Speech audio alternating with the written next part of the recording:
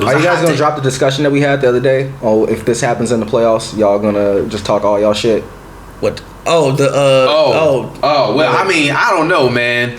This man Daniel Belsby, man. Actually, you know what? Let's switch it up. We was gonna talk about the word drum, but let's actually talk about the Lakers. Look, man. This man Daniel Bells is starting to panic. He's calm down. And you haven't even been. Nah, look. Why is it already panic between? And Daniel is our resident, Lakers expert. He's been a Lakers fan from day one. All of that. So when he be texting us, and I'm just like, bro, calm down. You should know not to be. It's like calm down. No, calm down. Number one, calm down. It's November. Number two, all these Lakers fans are like, trade everybody. Y'all 8-7. Y'all was just 2-5. Wasn't it just like 2-5? My bad. Y'all was just 2-5. Y'all 8-7. Y'all ain't been above 500 in like 3-4 years. No, longer than that. Been like 5-6. Been like 5-6. What are y'all complaining I could about? barely legally drink the last time the Lakers were above 500. Also, look, to me it's funny because again, LeBron my favorite player ever. So I've told the story multiple times. I've had league pass for the past like 4 years. First time having league pass, wasn't doing too much. So every day, the highlight of my day was watching LeBron James. It's just funny that the rest of the world is now seeing what happens in November and December in these random November and December games. For one, I remember last year the Cavs played the Magic. Jonathan Simmons goes off for 37 points. Also, we got to remember the Magic aren't that bad of a team anymore. They're a playoff team in the East. In the East, yes. They're pretty good. Yes. Right now. If the playoffs started today. Even last year, they only got bad because Vucevic broke his hand and missed like 2 months. Yeah. The Magic. Vucevic hooped the Lakers to the moon. Last night. He had 24 in the second half. Look, I think what happened is the Lakers probably, again, you got a lot of young guys on the Lakers. They probably saw the Magic, and with the history the Magic have had, they've been abysmal. Nobody really talks about them. They're probably like, oh well, Saturday game in Orlando, easy win, and they just snuck up and got beat.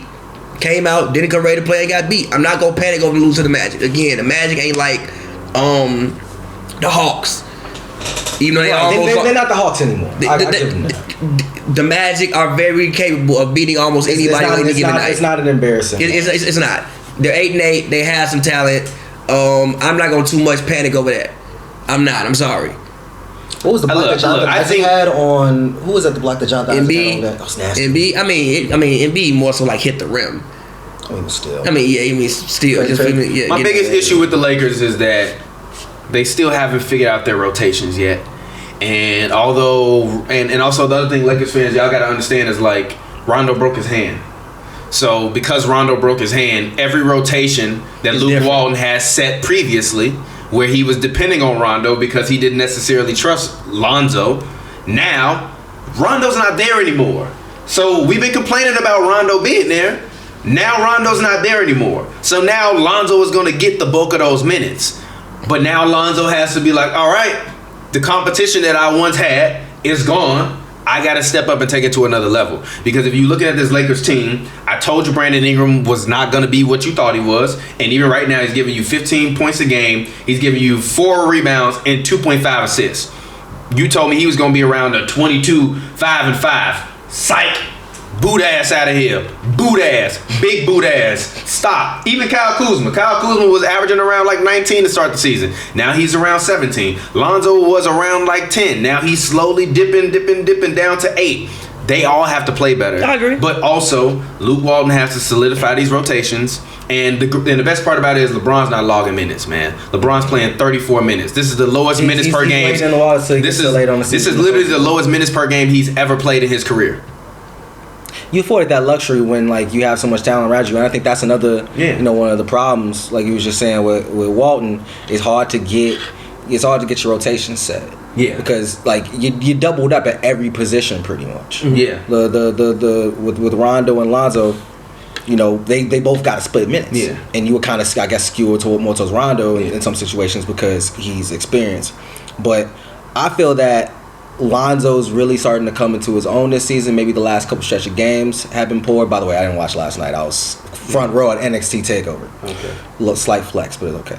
But like with Lonzo, I really feel like he's gonna come into his own this season. And the more that he gets to work with LeBron James, the more that LeBron's gonna bring out of Lonzo.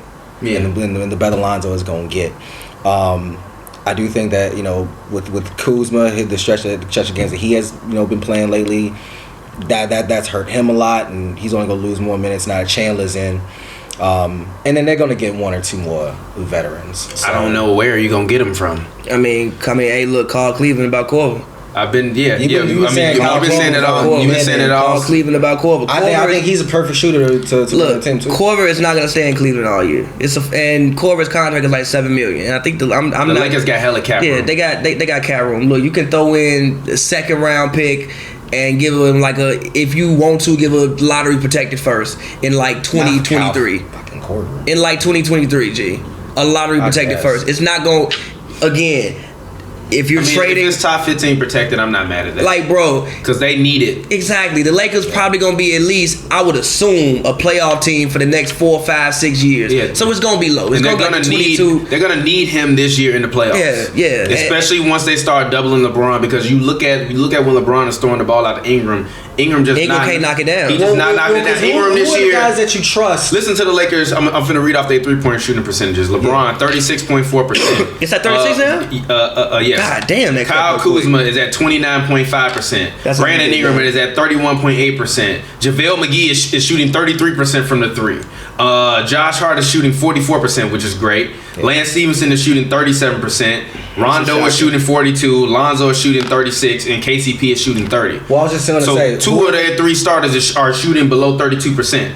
And the center is shooting better than 2 of their 3 starters. Yeah, but he's taking like 2 threes all year. Well, let me ask you though. Let me ask you though. Who is the guy that you can trust? LeBron kicking the ball out and finding for the open 3. Josh Hart, but Luke Wall don't want to start Josh Hart. So you got to go out and get Kyle Korver. You got to go out and get an extra shooter. I mean, but honestly, you don't. I mean, you're not gonna start Kyle Korver either. But I'm not gonna start him. But he's gonna be a valuable piece off the bench. Yeah, but the thing is like for me with them, like the Lakers, I've been saying it all year, and I don't know, like they gonna have to bite the bullet on this. You have to sit Brandon Ingram, and make him the 6th man.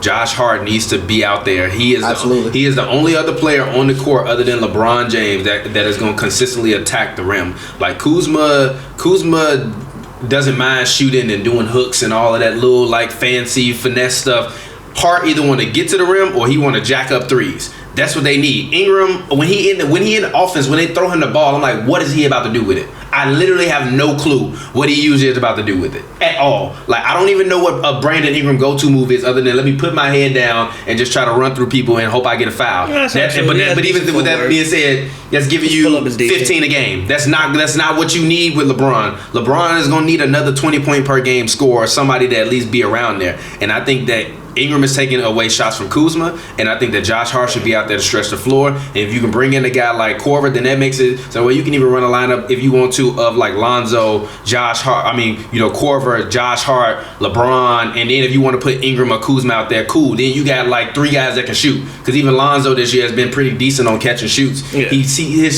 I feel like now that Rondo's going, his confidence is going to be better. But like at any point in time during the game, if all of those guys on the floor, LeBron could throw them the ball and they can put up a 3, and most likely it will probably go in. Including Kuzma. I just don't think Kuzma is getting rhythm shots. He's fine. He's playing great, but I just don't think that his shots are coming in a rhythm that he needs to get them in. But I think that's partially because BI is just like congesting the floor for them. Like I know Kuzma's shooting 29%, but I don't look at Kuzma as like a bad 3-point shooter. Like even when the ball gets kicked out to Kuzma, I'm not like hell no. Yeah. I never say that with Kuzma. Yeah, I'm like, it's probably going in. So I mean, the fact he's shooting 29%, I think he just takes some ill-advised 3s sometimes, and that's why the percentage is lower than what we would like it to be.